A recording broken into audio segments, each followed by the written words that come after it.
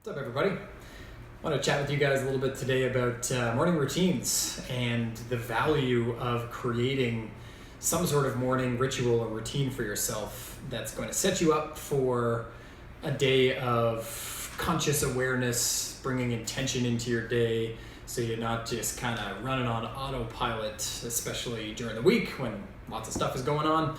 So I'll share with you what I do in the morning. Try some of it out, see if it works for you.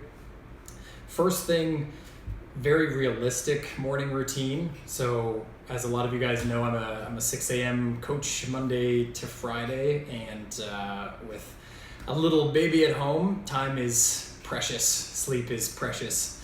So this is like 15, 20 minutes maximum, so it's not some crazy hour-long routine that you have to follow. But these are three of the things that I've found that worked personally well for me, and something that I'm able to maintain pretty consistently. So first thing is, when you wake up initially, if you can avoid using your phone as your alarm clock, that's sort of ideal. So if you have just an old school alarm clock, and why that is so that you're less likely to, flip open the phone, get onto social media, spend 10 minutes scrolling through all the crap, and potentially starting to just feel not so great about yourself, and then the negative self-talk goes in, and that is not how we want to kickstart the day. Other thing, maybe you open up your emails and you get a flood of work emails coming in, and then now you're getting into that stress response. Mentally you're stressed. That's going to stimulate your sympathetic nervous system, so already we're getting into that sort of fight or flight reaction. Again, not ideal. So if you can do away with the phone, that's awesome.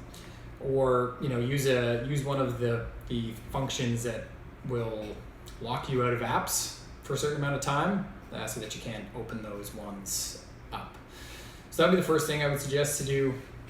Next thing, and this is what I do to start, is I do a little bit of breath work. So 5 minutes, I'll just sit, and you can put some music in, calming music if you like, and I just do like what's called a cadence breath. So you just pick a certain set of seconds, okay, maybe 3-5 seconds. You would do a nasal inhale for that amount of time. You would hold for the same amount of time, do an exhale for the same amount of time, and then hold on the exhale for the same amount of time. And for me, what this helps me do is just calms down the mental chatter that can start in the morning. When you're counting your breathing, it brings you into a little bit more presence and awareness with yourself. So that's something that I love to do. If you wanted to incorporate that with some actual, meditation or guided meditation, that's definitely something to play around with. But that's typically what I'll do to start for about 5 minutes. And then the second thing that I do is journal. So I have personally found that to be really helpful for setting my intention for the day. And there's a lot of research that's coming out and showing how valuable it is to actually sit and write, like literally handwrite things out. Because as you're writing, you're becoming more present with what you're writing down.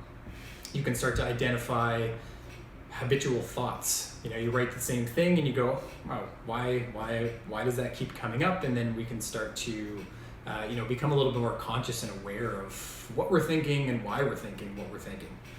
So there's lots of different ways you can journal, whether you like to just free journal and kind of write down whatever comes to mind, or use prompts. If you haven't journaled before, that can be a good way to start. It's going to kind of help you, give you a guideline to write down. And one of the ones that I follow, you can actually download the template online. There's a lady who's created what's called the Future Self Journal, and she's a psychologist. Her handle is the Holistic Psychologist, but I found this one to be really great because what it prompts you to do is focus on, specifically your intentions for the day, what you want to be, your future self, and then how you're going to embody those characteristics specifically, and using specific examples of what's going to happen in the day. So I find that really helpful for setting up what my day is going to look like. And the more you do this, the more you become conscious of when you're falling into, the habits that you want to break.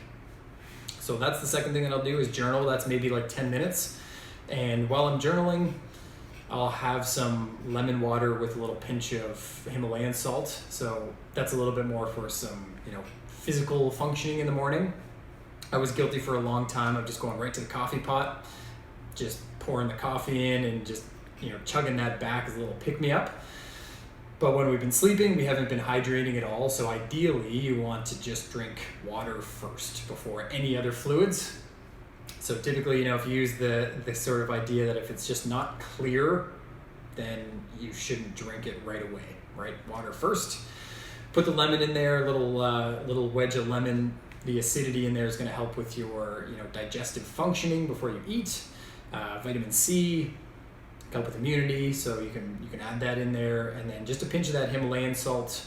The sodium is important for muscle functioning, so especially if you're an early morning exerciser, that's beneficial to have. And then you're also getting the electrolytes and the minerals from that salt as well.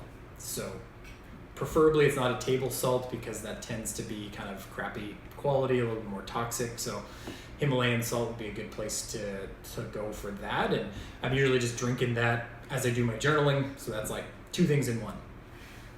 And that's it. So 15, 20 minutes. Super reasonable amount of time, I think. But at the end of the day, right, it does require some discipline right off the bat.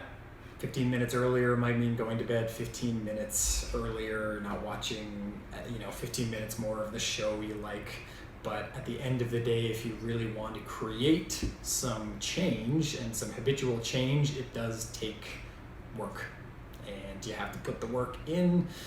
And when you don't necessarily see the positive results right away, that's the hardest part. So it's totally worth it, in my opinion. Try out a few of those things. Hopefully some of that works for you. Tweak it to make it your own.